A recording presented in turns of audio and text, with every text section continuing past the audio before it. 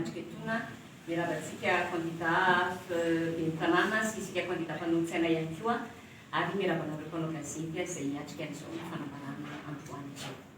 Fanambarana mikasika amin'ny fifidianana communal sy municipaly anio Sabotsy 1 Janoary 2024.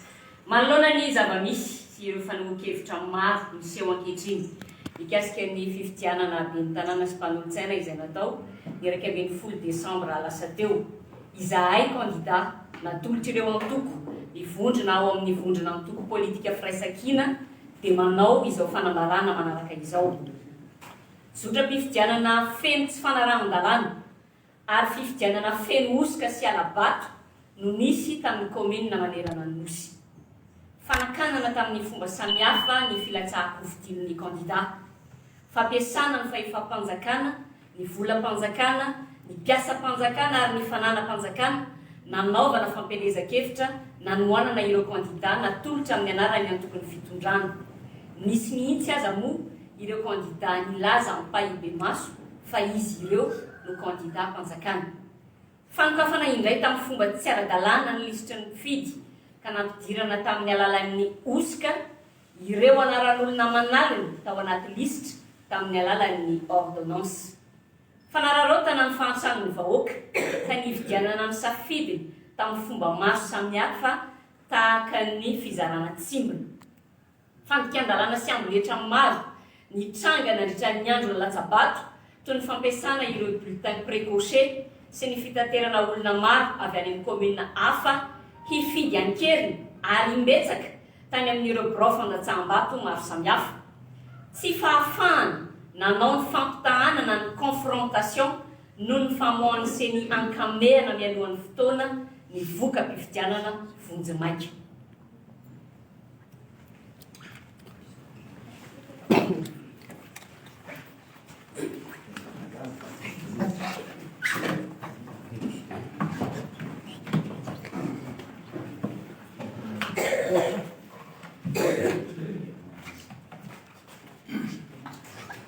Teo anatrihan'ireo fandikan-dalàna sy osika ary fanaparapahefana maro samihafa ireo anefa dia tsy nisy ny fandraisana andraikitra nataon'ny seny izay rafitra maly eo tena napetraka iantoka ny famarina fifidianana sy ny fikarakarana ny vokatra.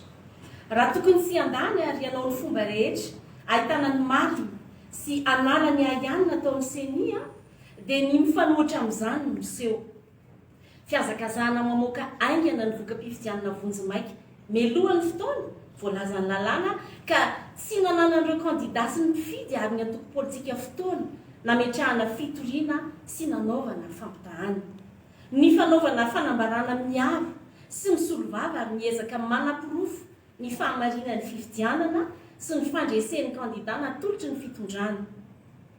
Raha ny voalazan'ny lalàna dia mifarana eo amin'ny famoahana vonjimaika ny voka-pifidianana ny anjara andraikitry ny seny. Noho izany, ny fanaovana fanambarana nataon'ny seny niaro sy nanamarina ny fahalan'ny candidat mpanjakana tamin'ny talata 7 Janoary lasa teo iny dia fitsabahana amin'ny raharahan'ny fitsarana sy fanerenan-kolaka ny mpitsara amin'ny fanapahan-kevitra izay ho raisiny manoloana ireo fitoriana maro izay tonga eny am-pelantanany. Samy efa nanao fanambarana ny laza sy nanamarina ny tsy fahalaviran'ny fifidianana iny avokoa ireo firaisamonim-pirenena ohatra amin'izany Transparency International, Initiative Madagascar sy ireo fikambanana mpanaramaso ny fifidianana samihafa. Feny dia tsy fifidianana nisy nanerana ny commune maro fa fandrombahana mpahefana ankeriny tamin'ny alalan'ny fandrombahana sy barofo ara-pifidianana izany no natao ary tsy nahavita ny andraikitra napetraky ny lalàna sy nametrahany mpifidy azy tamin'ny nisiny.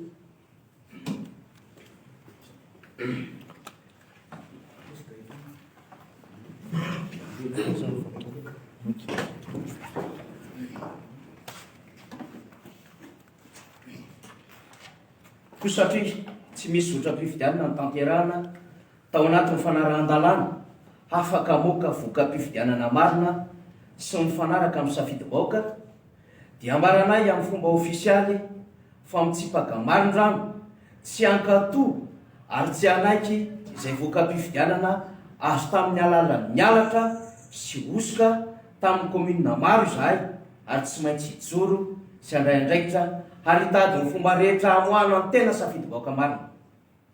Takinay ny amoana ny kopian'ny listre ny ordonnance izay nandrafetana ny lisy mpifidianana. Takinay ny famoahana ny solotenanay teo anivon'ny seny Andriamatory André Mihoatra Jean Lus izay nisamborona ary any am-ponja ankehitriny no ny antony izay ambaranay fa tsy mitombona. Tsy azo ekena ny fanitsakitsahana ny lalàna velona sy ny fanaovana tsinotsinona ny safidim-baoaka ary tena fiantsiana ny mpifidy malagasy izany. Raha izao zava-misy izao dia tsy azo antenana intsony ny fifampiasam-pahefana amin'ny alalan'ny fifidianana ary terorisma deta no misy eto Madagasikara. Miroso makany amin'ny fanjakan'ny tokana sy ny fitondrana tsirefesy mandidy ireo mpitondra ankehitriny. Noho izany dia miantso ny kandida, ny mpifidy, ny antoko politika sy ireo fikambanana ary ny olom-pirenena rehetra manaraka izao raha-mpifidianana izao zahay hitsangana, hifanantonaingana ary hanambatra ny hery hiatrehana izao famotehana ny demokrasia sy ny hoavy ny firenena izao. Misaotra tompolahy, makasitraka tompovavy. Io résultat 43,24 io no nolazaina teny amin'ny déclaration en CENI. Io koa no hita tao amin'ny site ny CENI. Rehefa téléchargena zany résultat zany ka jerena ny fichier an'le izy jerevanao ny métadonnées. Zany métadonnées zany dia hoe ny mombamomba n'iny fichier iny ao anatiny internet. Io zany métadonnées zany tsy zavatra azo ovana hoe tiens pirateko izay ovako hoe zao ny ao anatiny. Non.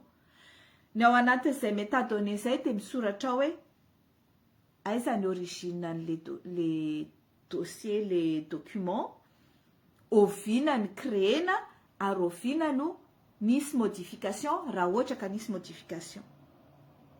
Eo zany dia hitantsika hoe le 21 voaka teo amin'ny site ny CENI résultat milaza hoe 42,21 ny tojo ary mandiso an'le résultat voalaza hoe 43,24 ny arialala. Rehefa nijerena ny fichier source an'izany dossier zany dia nahitana hoe fichier original créé tamin'ny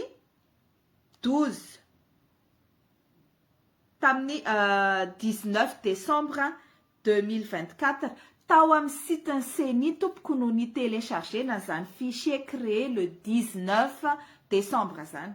Zany hoe ray andro alohany ivoan'ny résultat officiel no voaka io création na fichier teo amin'ny site ny CENI io. Fa io zany fichier original avy amin'ny résultat ny PV, ny bureau de vote, ny sainy CENI. Oka zava ny resaka, ny site hafa, ny logiciel hafa. Ny logiciel ny CENI izay andanina vola dia nanaovana audit ary nilazaina fa fiable. Dikan'le hoe fiable dia sécurisé, tsy afaka ovaovainao foana ary tsy misy fomba zany ahafahanao hoe andeha anovanova le données.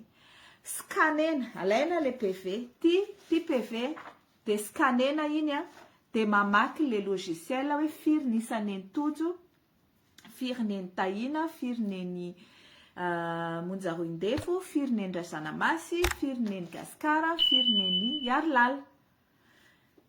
Dia manao an'izay 139 fokotany, 192 fokotany, 1139 bureau de vote.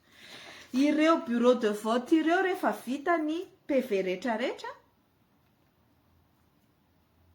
rehefa vita ny PV rehetrarehetra amin'ireo bureau de vote ireo